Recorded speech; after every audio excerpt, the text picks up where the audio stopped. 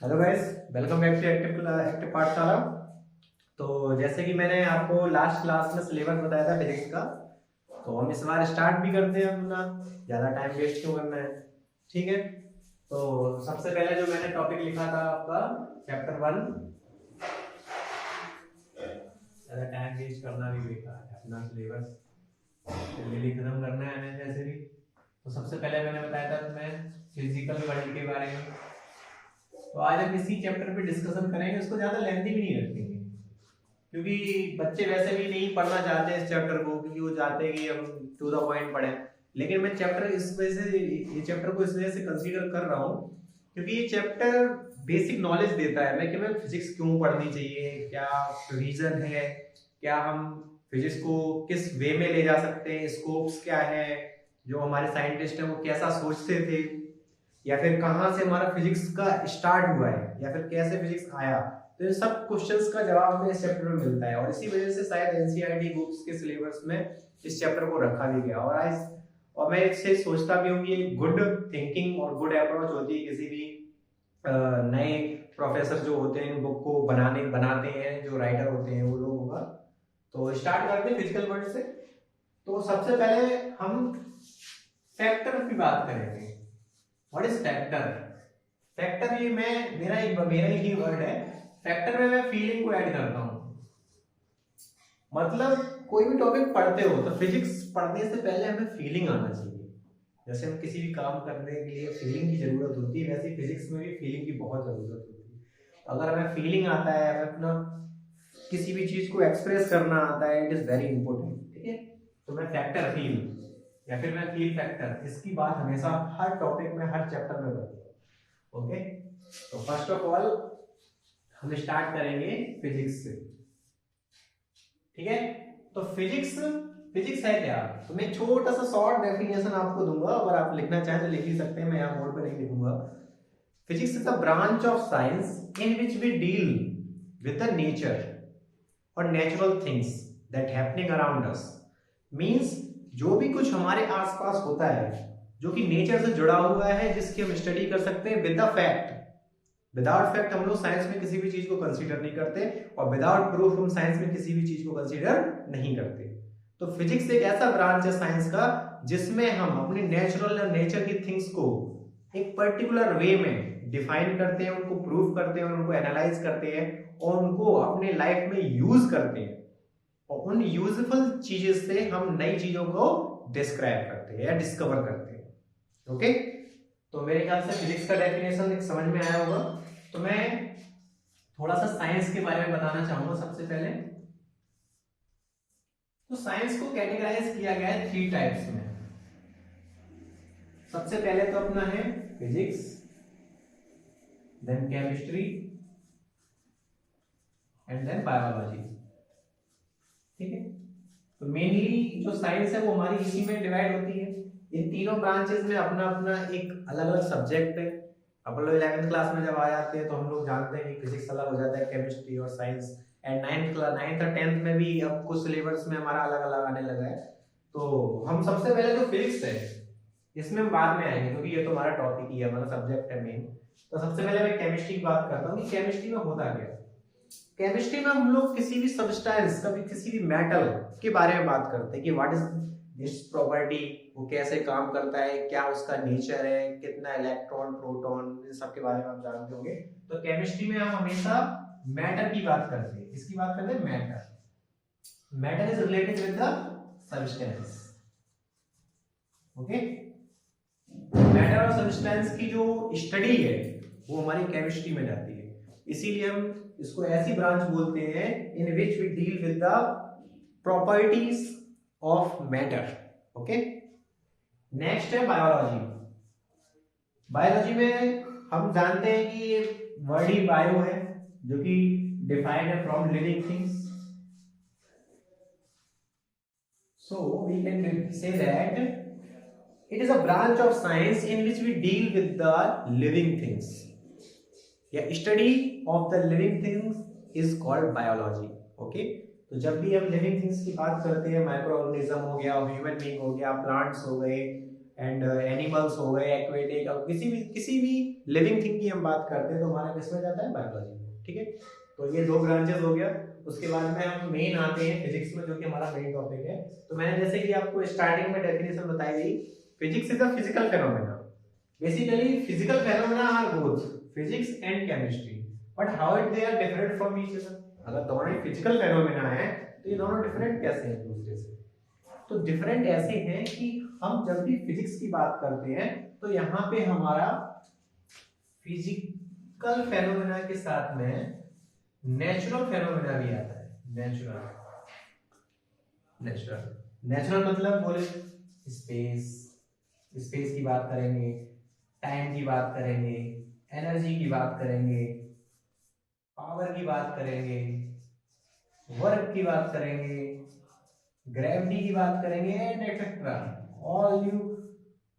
ये सारे के सारे जो टॉपिक्स हैं वो हमारे फिजिक्स में आते हैं। लेकिन जब ये मैटर और सब्सटेंस की बात करते हैं तो हमारा किस में लाई करता है, केमिस्ट्री में लाई करता है। तो आई होप कि समझ में आया होगा डिफरेंस क्या है, डेफिनेशन क्या है, बेसिकली उठाया क्यों गया इन चीजों को, क्या मतलब है इनका। तो ये सारी की सारी मैंने चीजें आपको यहाँ पे लिखी है। ठीक है, ओके। तो अब हम जब इनको समझ लेते हैं, केमिस्ट्री वगैरह हर चीज को समझ लेते हैं, तो उसके बाद में आता है अपना कि हम कैसे अप्रोच करते हैं साइंस की तरफ। ठीक है, तो उसके लिए मैं यहाँ पे दो चीजें लिखने वाला हूँ। फर्स्ट, साइंटिफिक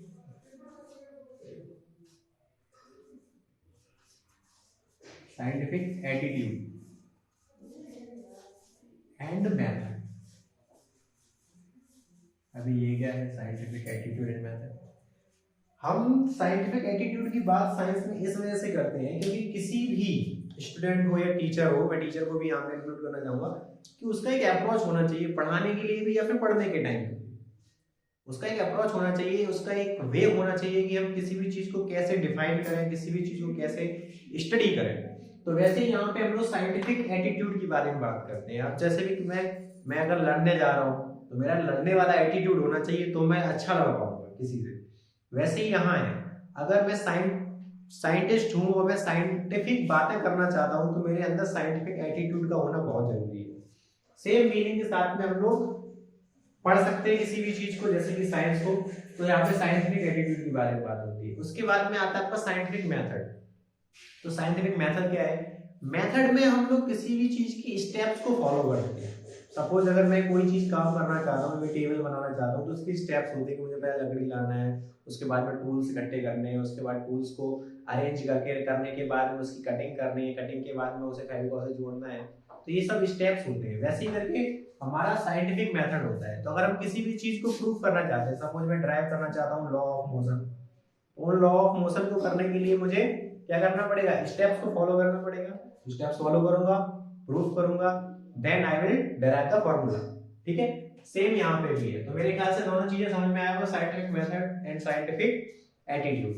तो अब आपका मन में बात आ रही होगी, तो साइंटिस्ट क्या होते हैं? मैं भी एक एक करके सारी चीजों को रिलेट करने वाला हूँ।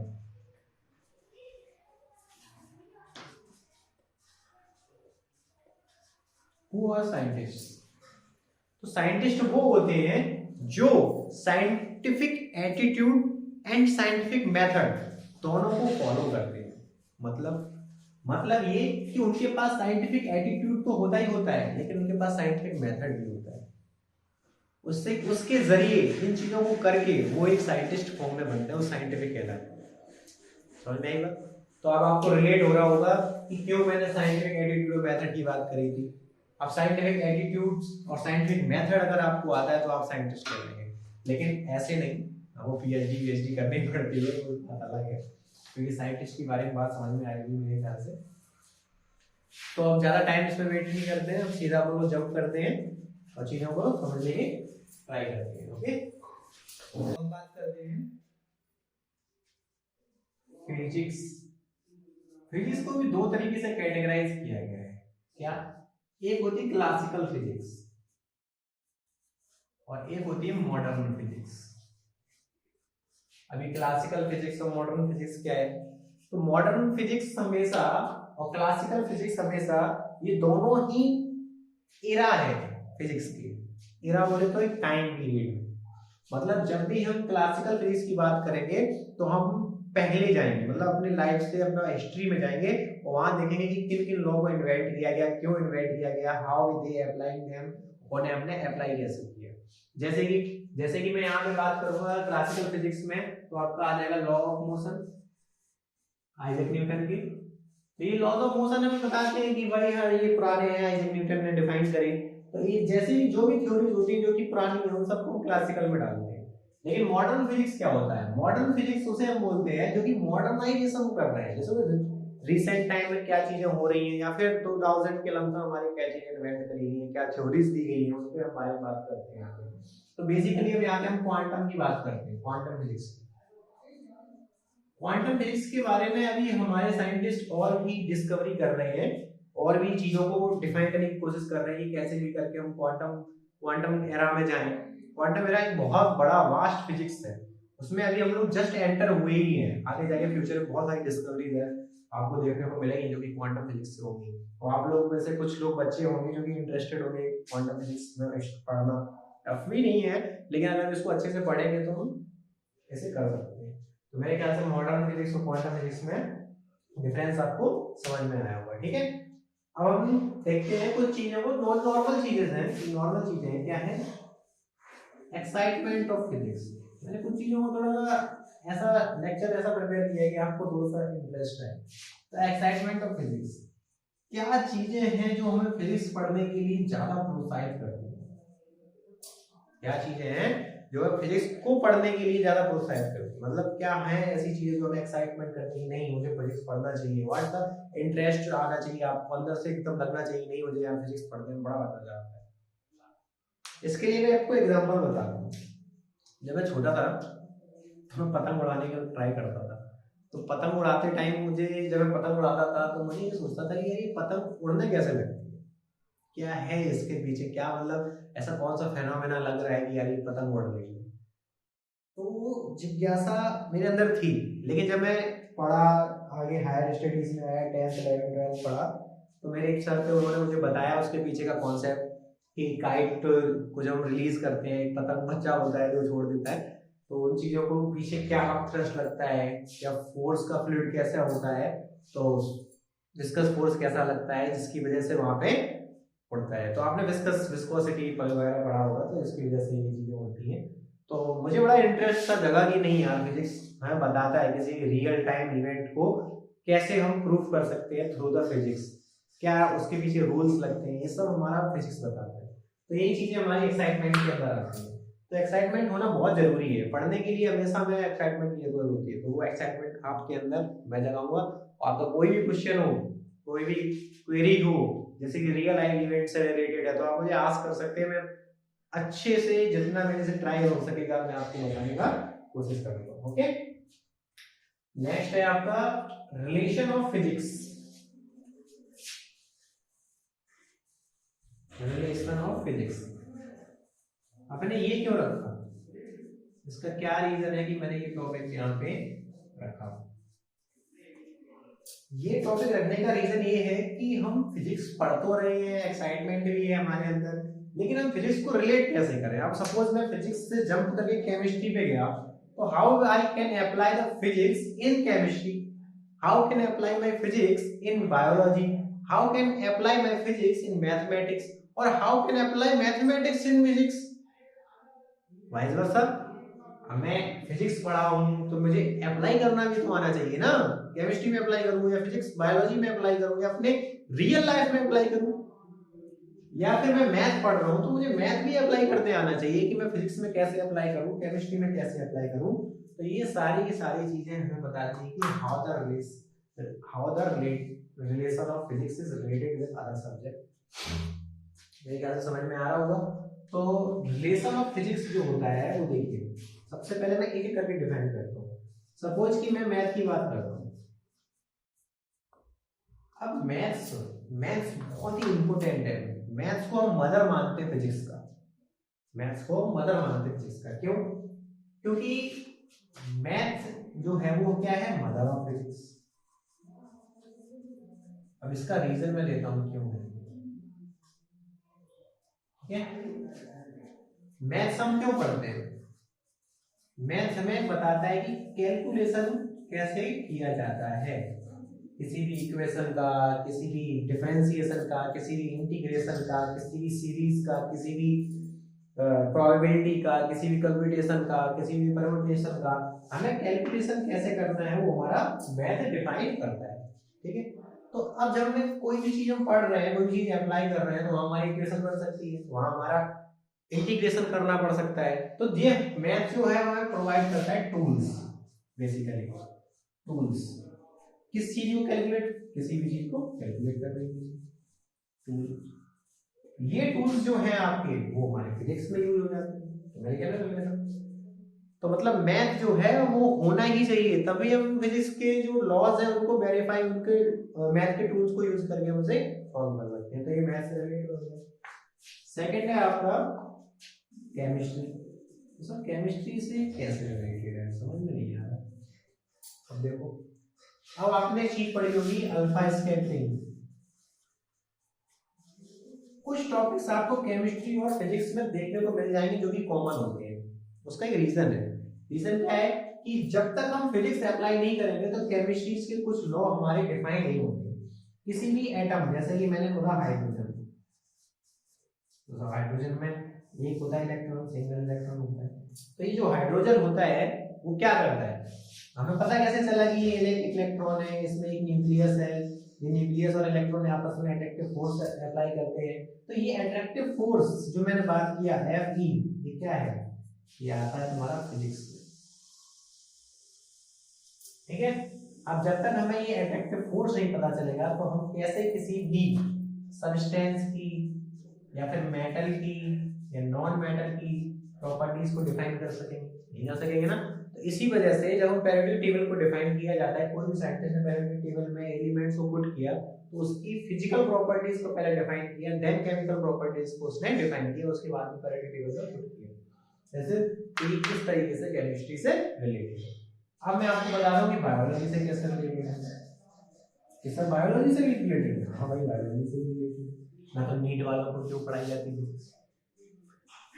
ठीक है, तो बायोलॉजी से भी रिलेटेड है। तो सर बायोलॉजी से कैसे रिलेटेड है, अभी देखो, जब भी हम प्लांट की बात करते हैं तो प्लांट्स में कुछ ऐसे फिजिकल फेनोमेना होते हैं जो कि बायोलॉजी से रिलेटेड है। प्लांट में कुछ ऐसे फिजिकल फेनोमेना होते हैं जो कि बायोलॉजी से रिलेटेड है। अब जैसे हम ह्यूमन बीइंग हैं और हमारे अंदर में जब भी हम खाना खाते हैं, हम ह्यूमन बीइंग की बात करता हूँ मैं, जब भी मैं खाना खाते हैं तो हमारा खाना जो है वो प्रोसेस होता है, फूड पाइप में जाता है, फूड पाइप से स्टोमक में जाता है, स्टोमक से इंटेस्टाइन में जाता है, इंटेस्टाइन से अपेंडिक्स में जाता है। तो ऐसे करके हमारा जो है वो सर्कुलेशन होता है। अब ये सर्कुलेशन जो है वो विदाउट ग्रेविटी तो हो नहीं सकता, हो सकता है क्या? अब अगर ग्रेविटी नहीं होती तो अपना खाना यहाँ से यहाँ जाता, स्टोमक तक नहीं जाता ना, वो तो ऊपर भी जा सकता था, साइड जा सकता था।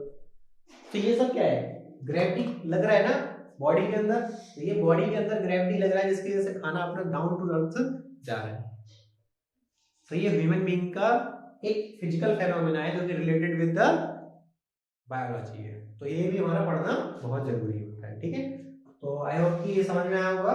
तो मैं एक और चीज लेना चाहूंगा, सोसाइटी। सोसाइटी से जो हमारा फिजिक्स है वो कैसे रिलेटेड है, सोसाइटी। तो एक सोसाइटी से हमारा जो फिजिक्स है वो कैसे रिलेटेड है। सोसाइटी से फिजिक्स ऐसे रिलेटेड है कि अगर मैं आपको बोलूं कि हमने एक नया घर बनाना चाह रहे हैं, है ना, अपना सोसाइटी में घर बिल्ड करना चाह रहे हैं, तो जो घर बिल्ड होगा वो हमारे नेचुरल लॉ से होगा, और नेचुरल लॉ जो होते हैं वो हमारे फिजिक्स से आते हैं। तो ऐसे करके हमारा फिजिक्स से सोसाइटी भी रिलेटेड है। अगली बात आती है अपनी टेक्नोलॉजी।